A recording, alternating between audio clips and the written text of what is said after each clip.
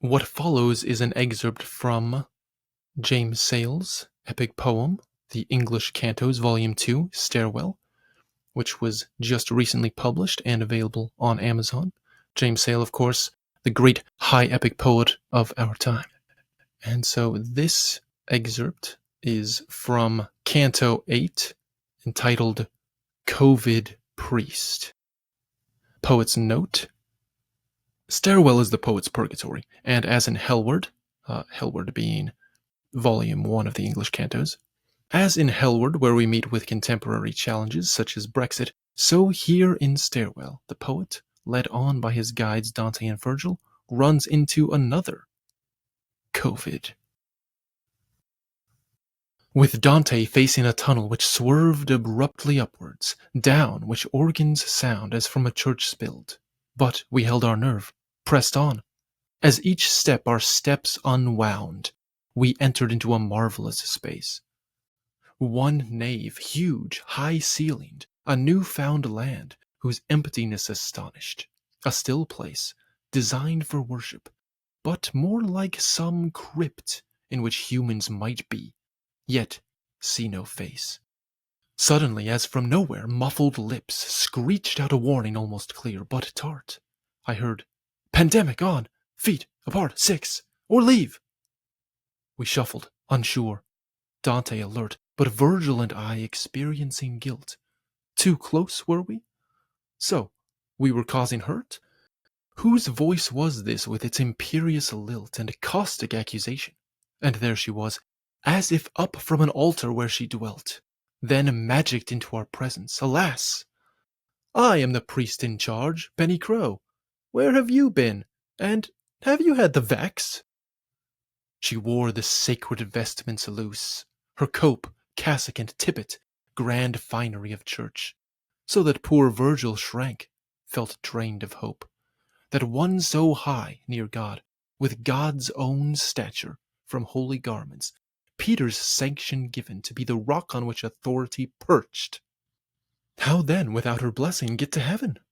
Poor Virgil, used to power, imperial bent, but only that type which is earthly driven. His hopes all now above. How strange Crow's rant, but sensing some divine rebuke within, taken aback by reprimand's raw cant. How down he seemed. But what wasn't sin, immortal Dante knew, who'd seen God's face. I come, he said, to lead these from ruin, to where the chapel of St. Luke is placed, not here, where desolation's to be found, but where at last their solace will be tasted.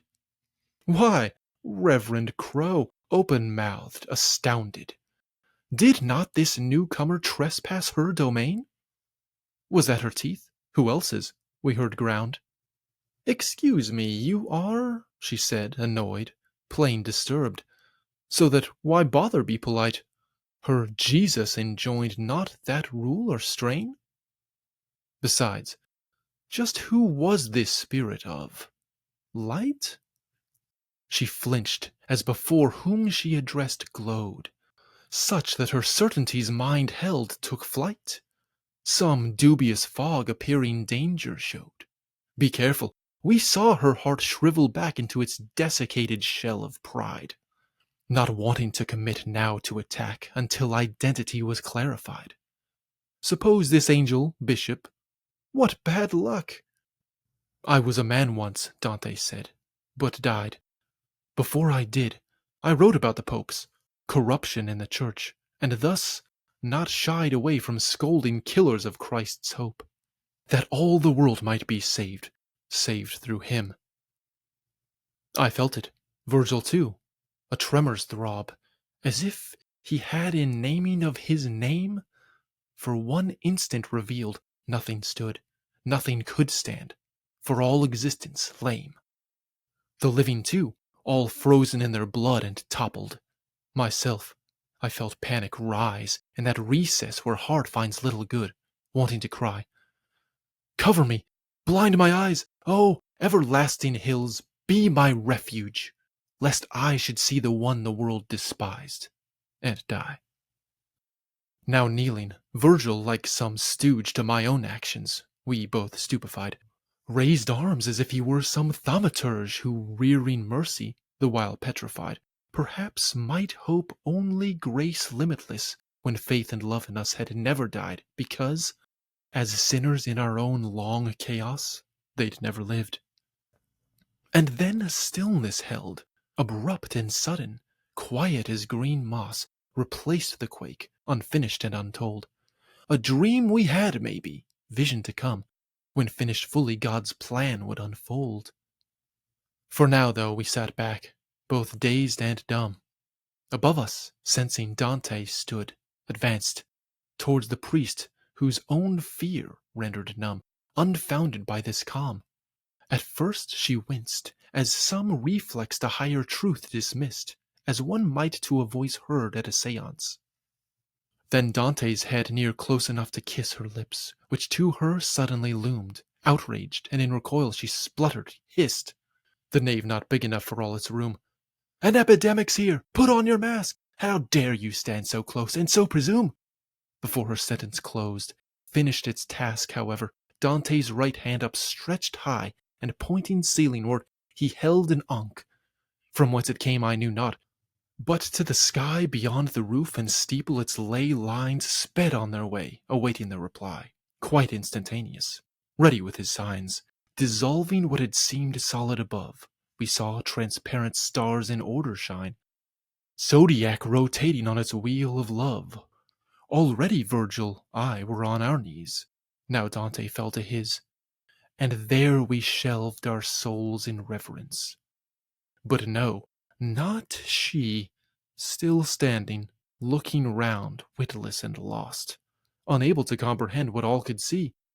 The constellation, Ares' shining ghost, which momentarily flickered high above, as if a switch clicked, then Ares went, lost, because these shepherds owed their sheep no love, too busy with their own right-on careers, too busy fiddling all their woke-riffed moves. Too busy for souls living here. Out from the churches, one by one, they stray, chewing philosophies bleak, false, and drear. "Great God," cried Dante, "your people can't pray. This place, like Ripon in the north, is closed to prayer. Though they prayed on Black Death days, and prayed when Europe's Spanish flu was loosed. Through each catastrophe and every war, prayer and sacraments were diagnosed. But you, glad tidings, COVID's what you hear. With solemn disappointment tell the flock, for all their sakes your archbishop's been clear. So, slam the church door shut, and prayer, put a sock in it. Why, praying, singing songs to God may spread disease? Better God under lock. And you hypocrite, pretending good, as if you weren't glad not to tend the sheep. Be done, abolish tedious needs for food. Communion itself for those whom God keeps. Beware, for Jesus, whom you claim to serve, is not so mocked, and sow into what you'll reap. Remember Paul? Don't worry. You'll not starve, but will. With that he paused, and his hand turned, and pointing the ankh, get what you deserve. Something like panic inflamed, deep-like burned across her face as the stars drooped to fade. The roof grew solid, and sensing she'd be harmed, "Stop praying," she screeched, "restrictions forbid." But now great Dante stood, and held the while that ankh at her face, and said, too late. A whisper, hissing, as of some gas spill, grew in intensity.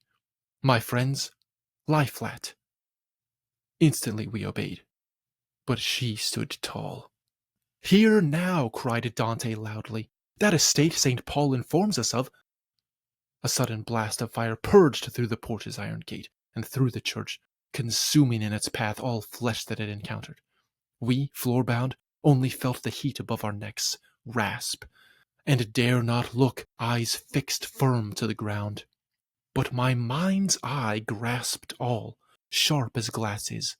Fire burned upwardly, forming one massed mound.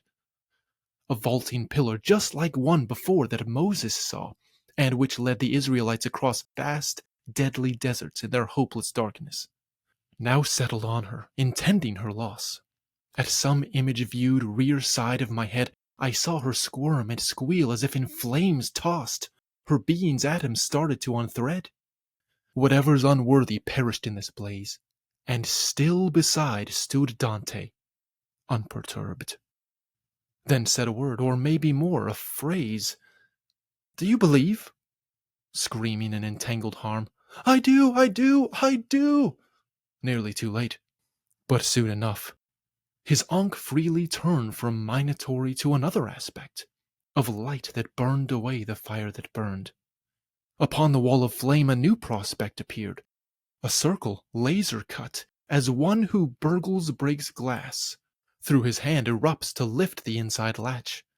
Now baked and done, her desperate hand reached out to touch his sign, and doing so, grace works. The pillar's gone, collapsing on the stone floor's hard design.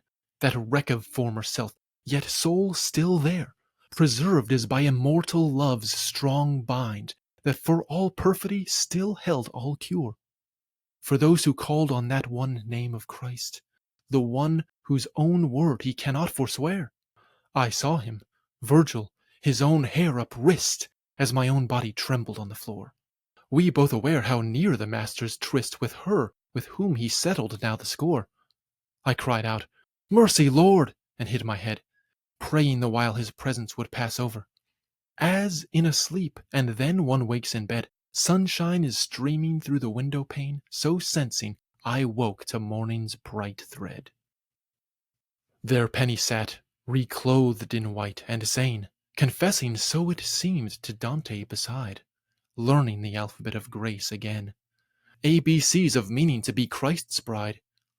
In some sweet lull of time, clerestories allowing light to stream through reddened sides, Dante removed himself to join our story, and she the while in a high psalm-like song continued, satisfied, rewriting history in light of his great right against her wrong. We moved to exit, but her voice then soared, so that my heart thrilled knowing she belonged to that heaven where heart is at the core. How I repented hostile thoughts intended. I wanted, yes, to stay a while, hear more. But go we must, and she, till singing ended, and all transformed to light in him, must stay. Ahead, a path from out the church wended, a new direction opposite in a way from where we'd been. Now not liturgical, more powerful, political in sway.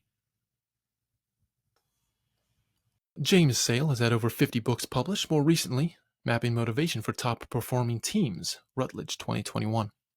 He has been nominated by the Hong Kong Review for the 2022 Pushcart Prize for Poetry, has won first prize in the Society of Classical Poets 2017 annual competition, and performed in New York in 2019. He is a regular contributor to the Epoch Times. For more information about the author and about his Dante project, visit englishcantos.home.blog. This excerpt is one of many poems included in the Society of Classical Poets, journal number 11.